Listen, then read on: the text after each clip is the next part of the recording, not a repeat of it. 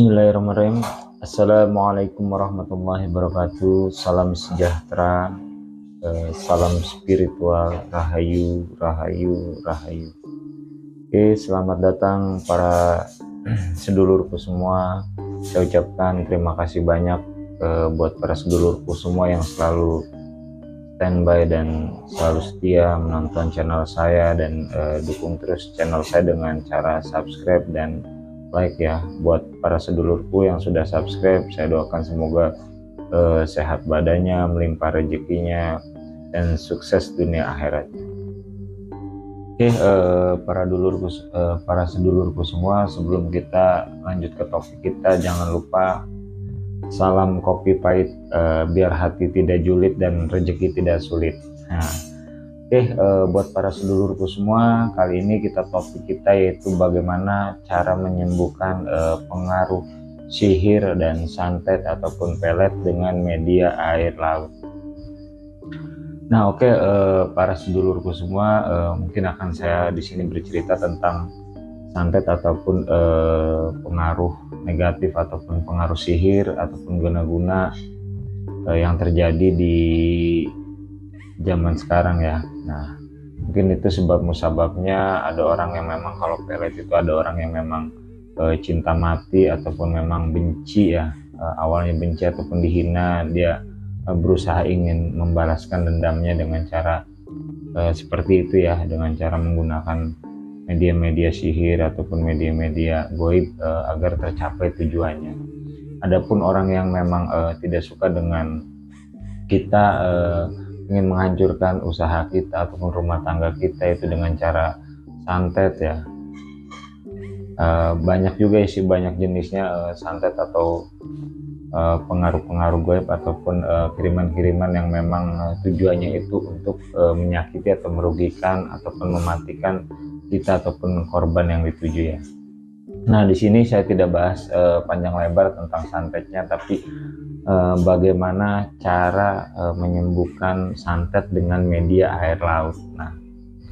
Nah, ini saya bicara air laut dulu ya. Air laut itu unsurnya kan garam ya. Nah, kita tahu semua air laut ini cukup banyak, dan dari dulu pun sudah tahu ya orang-orang, air laut ini sangat banyak manfaatnya. Karena dari air laut ini juga sendiri pengaruh garamnya itu sangat banyak ya, pengaruh garam ini bisa menetralkan secara unsur kimianya pun, garam ini bisa menetralkan ya. Nah, di sini sebelum kita lanjut ke videonya, buat para sedulurku semua yang belum subscribe, jangan lupa di subscribe dulu. Itu adalah salah satu bentuk dukungan para sedulurku semua di channel ini ya, agar saya bersemangat dalam membuat video-video selanjutnya. Nah, di sini air laut ini bukan cuma sekedar mandi, tapi ada tata cara dan ada doanya. Oke, para sedulurku semua, ini akan saya berikan tata cara bagaimana cara membersihkan dengan air laut ataupun mandi air laut untuk menghilangkan sihir dan pengaruh buruk yang ada pada diri kita ataupun keluarga kita ataupun pada sanak saudara kita yang memang terkena dengan pengaruh goib ataupun pengaruh santet ataupun pelet.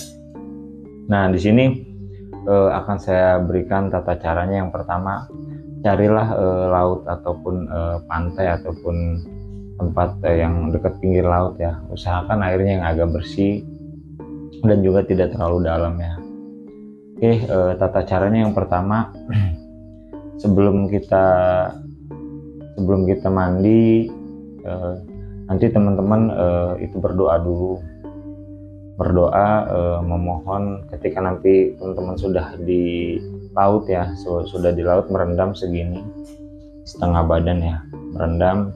Nah, di situ sebelum teman-teman mandi ataupun melakukan ritualnya, yaitu pertama teman-teman bermunajat kepada Sang Pencipta, Tuhan semesta alam, yaitu memohon melalui wasilah air laut ini, saya bukan mandi, tapi saya mandi untuk menghilangkan semua jenis pengaruh negatif, baik medis ataupun non medis yang ada di badan saya. Nah, yang pertama niatkan itu dulu.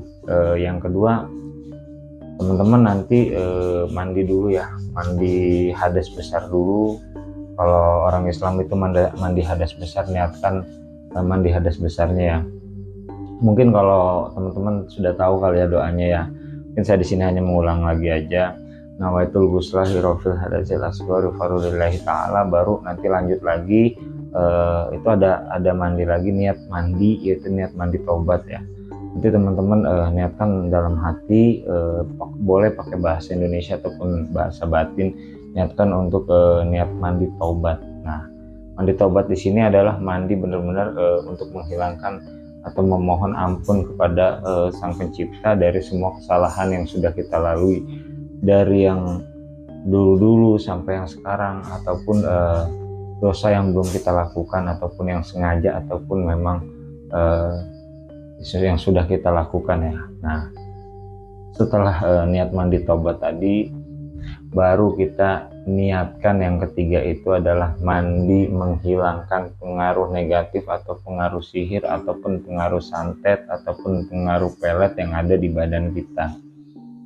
Nah, setelah itu baru teman-teman baca istighfar 3 kali, bismillah ya, bismillah, syahadat, salawat ya. Baru nanti di situ baca Fatihah 3 kali, Falak 3 kali, sama Anas 3 kali, sama ayat kursi cukup sekali aja. Nah, nanti di situ pas ketika nanti teman-teman itu selulup ya, kepala itu sampai masuk ke dalam air, baca istighfar, tahan napas di situ sebanyak-banyaknya, dan ingat semua kesalahan kita. Nah, di situ istighfar nanti sekuatnya semana, misalnya setengah menit, nanti keluar lagi. Nanti teman-teman sambil meresapi, nanti baru masuk lagi. Pas ketika masuk baca Allahu Akbar, masuk lagi, istighfar lagi. Selama di dalam air itu banyakin istighfar.